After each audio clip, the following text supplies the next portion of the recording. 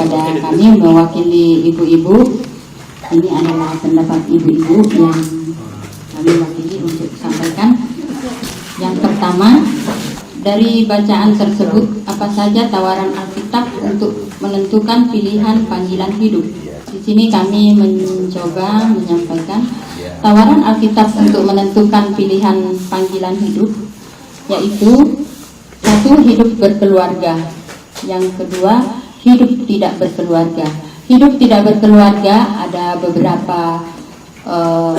beberapa pilihan juga, bahwa misalnya hidup selibat.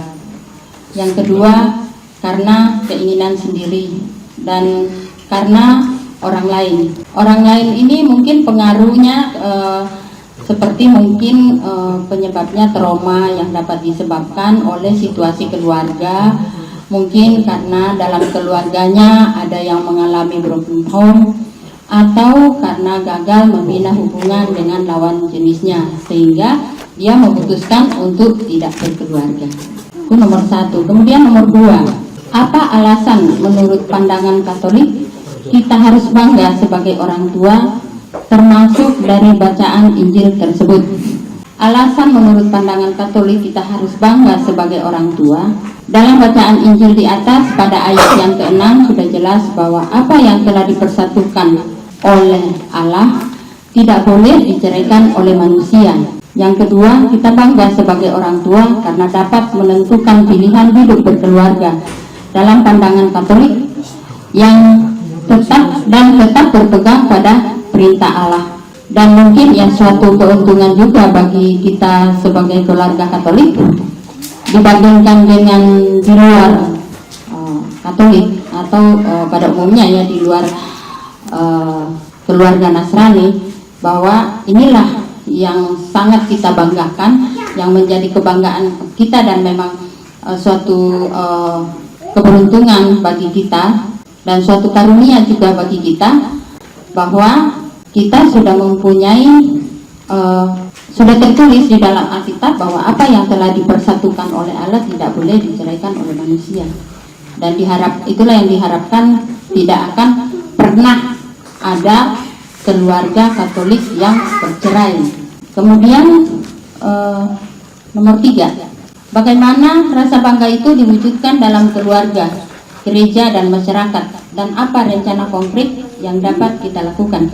Ini ini kami sudah langsung konkretnya, yaitu rasa bangga itu diwujudkan dalam keluarga, gereja dan masyarakat, dan rencana konkretnya juga dapat dilakukan dalam keluarga, yaitu mendidik anak secara Katolik, misalnya berdoa bersama, membaca kitab suci, dan ke gereja bersama.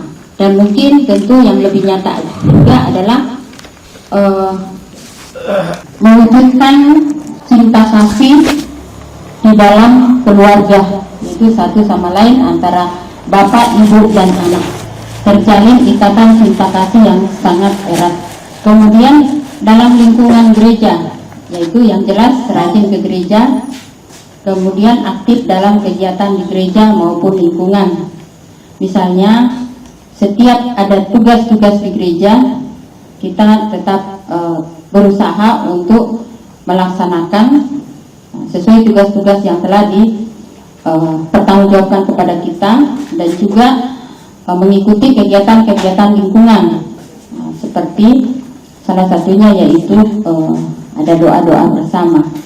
Dan tidak kalah pentingnya juga yaitu melaksanakan tentunya perintah-perintah gereja.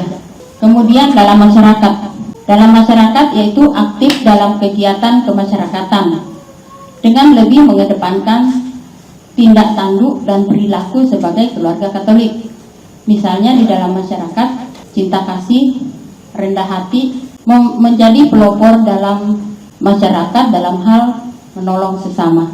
Dan memang di dalam pergaulan kita saat ini mungkin kita masih bisa dengar, dan di lingkungan saya sendiri masih sering saya dengar bahwa di sekitar kita yang non Nasrani maupun non Katolik itu sangat mengakui adanya bagaimana kehidupan di lingkungan orang Katolik.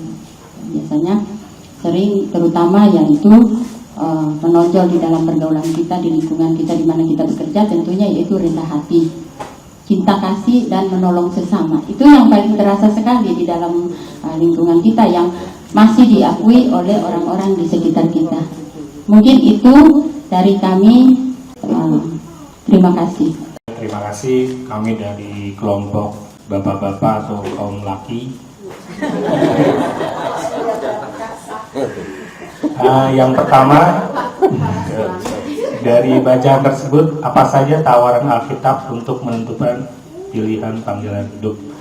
Yang pertama adalah hidup tidak berkeluarga, dan yang kedua berkeluarga. Yang kedua, apa alasan menurut pandangan Katolik kita harus bangga sebagai orang tua, termasuk dari bacaan Injil tersebut? Kita bangga menjadi orang Katolik. Pertama, dalam berkeluarga kita tidak boleh cerai. Dan menurut ayat 6 itu yang menyebutkan, demikianlah mereka bukan lagi dua, melainkan satu. Karena itu apa yang telah dipersatukan Allah tidak boleh diceraikan oleh manusia. Yang ketiga, bagaimana rasa bangga itu diwujud nyatakan dalam keluarga, gereja, dan masyarakat. Dalam berkeluarga, ya kita saling terbuka, berdoa bersama, gereja bersama dalam satu keluarga. Kalau dalam masyarakat, menjadi garam atau contoh dalam masyarakat. Contohnya kita ikut terlibat dalam kegiatan RT, RW, sehingga masyarakat memandang orang Katolik itu tidak sombong, tidak eksklusif, dan lain-lain. Rencana konkret yang dapat kita lakukan adalah tindakan dan perbuatan kita dalam orang Katolik sesuai dengan apa yang kita jalani sebagai orang Katolik, dan menuntut anak, menjaga anak iman Katolik sampai dia akhir hayat.